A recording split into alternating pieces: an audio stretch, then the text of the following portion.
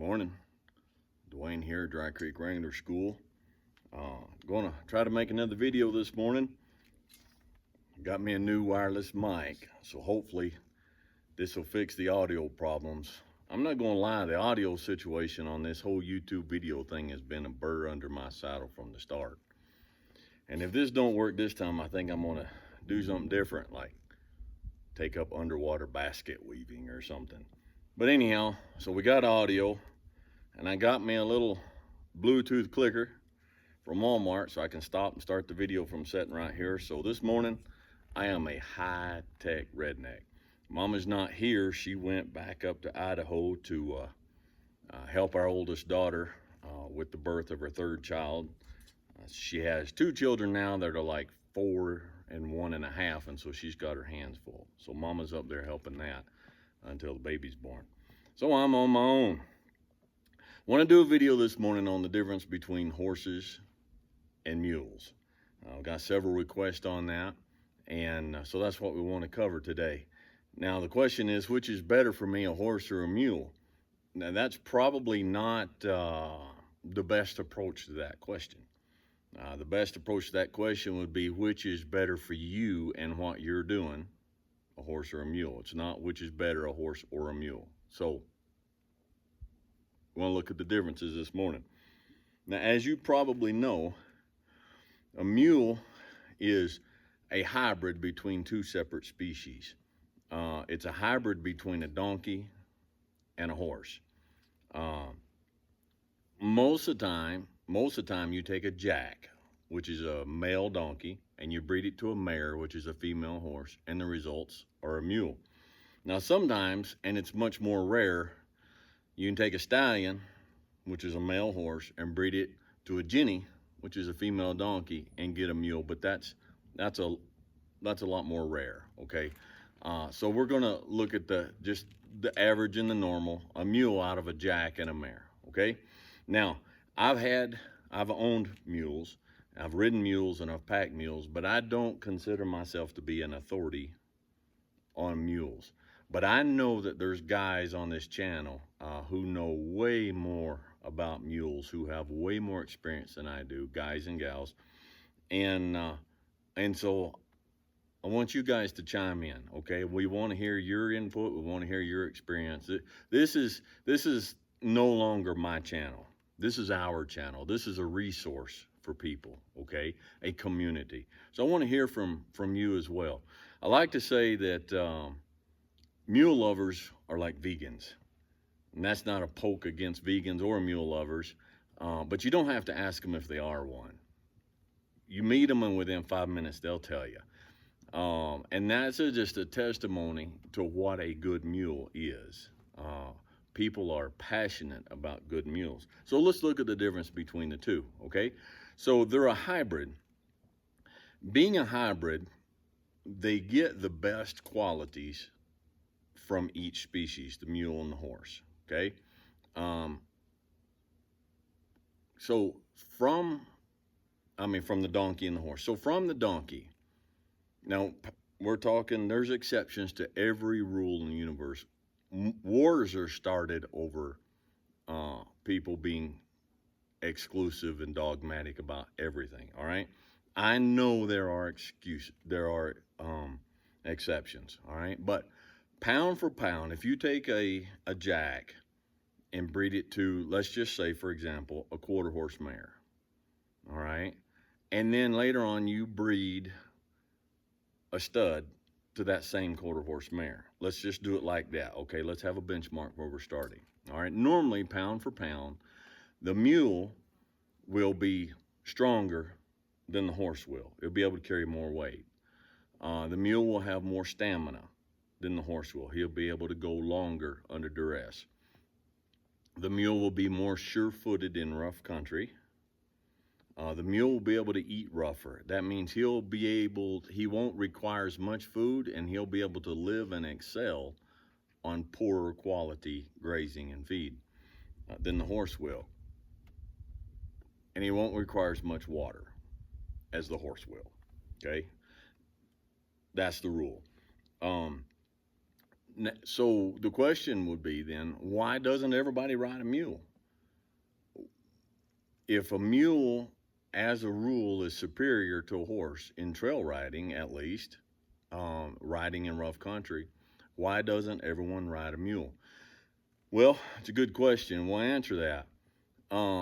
What the horse brings to the mule, and I don't want to leave the other side out. The horse adds refinement to the donkey, and speed and agility. Okay, so a mule will usually have a refinement, a speed, and an agility that the jack, his daddy, would not have, and he'll get that from his mama. Okay, so a mule, they have a conformation is different from a horse. All right, they won't have the withers that a horse will, and their belly underneath is not shaped exactly like a horse. So with a mule, it's better to have a saddle that's built for the shape of a mule's back, although you can get by if you pad everything right. But you pretty much always have to have a breast collar and a crupper to keep the saddle in place on a mule. Their conformation is different. Okay, but a mule has one. I'm not going to call it a weak point because it's definitely not a weak point. But a mule has one characteristic that differs greatly from a horse that gives most people the most trouble. And that's their mind. That's their thinking process. That's where most people have trouble with a mule. Now, the old caricature is stubborn as a mule. You've seen the cartoons where the mule's just he sits on his butt and he says, I'm not going. And somebody's tugging on a halter and trying to get him going. He just sits there stubborn as a mule. He won't go. A mule gets from the jack a very strong sense of self-preservation. Coupled with that, he also gets, very much unlike your average horse, he gets a strong ability to reason. A mule will think logically on average more than a horse will. And a mule's not, he has a strong sense of self-preservation. He's not going to hurt himself, and he's not going to let you hurt him. So a horse, and it's been known since the dawn of time, you can ride a horse to death. It's a terrible thing, but you can. You can ride a horse. The horse will go for you until the horse dies, all right? Not doing that with a mule.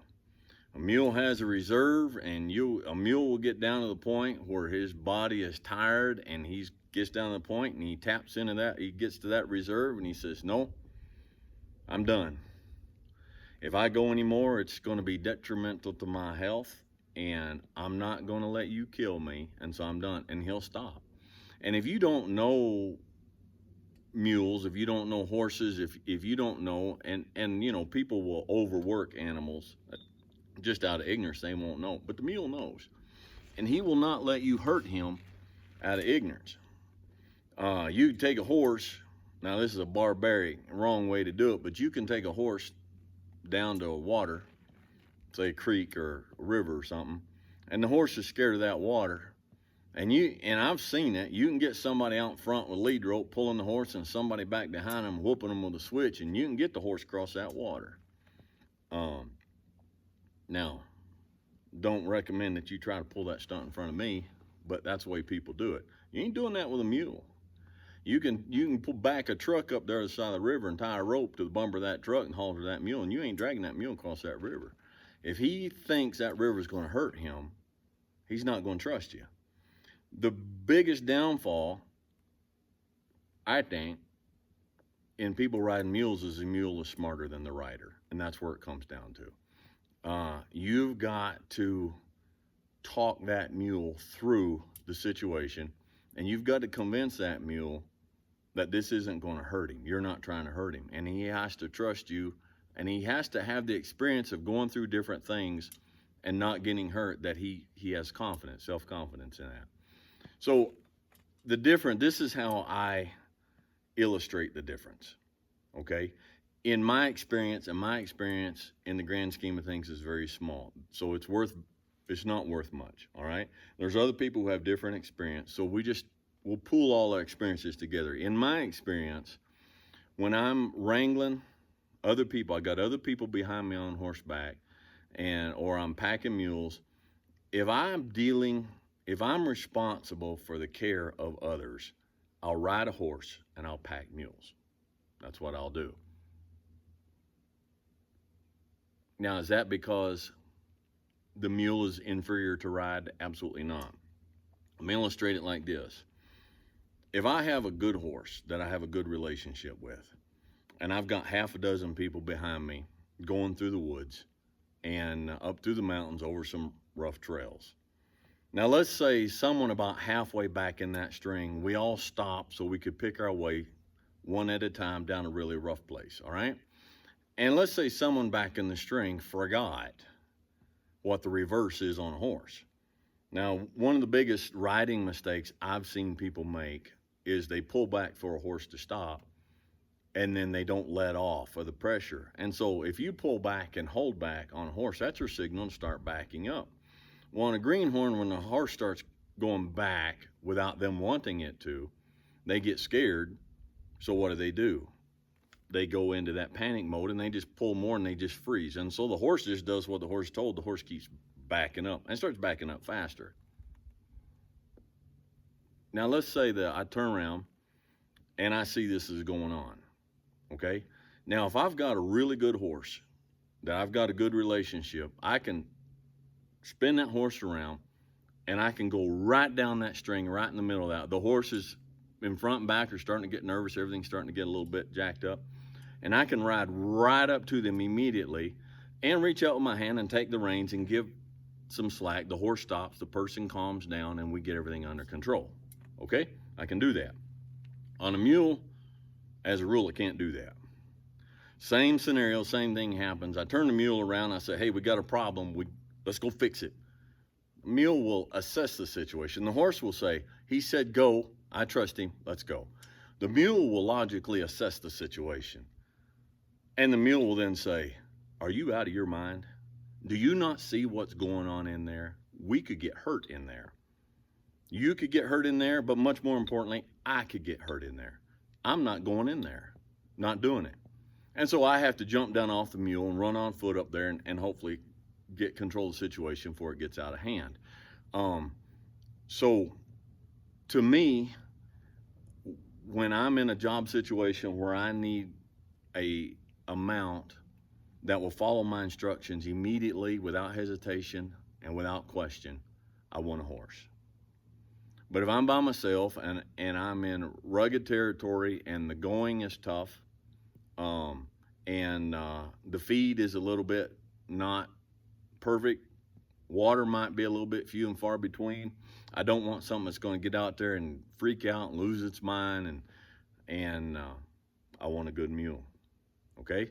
So in a nutshell, on the surface, that's the difference between a horse and a mule. The difference is, number one, do you have the patience and the experience and the intelligence to talk your way through a good mule? If you don't, get a horse. Okay? Either one is perfect for what they are.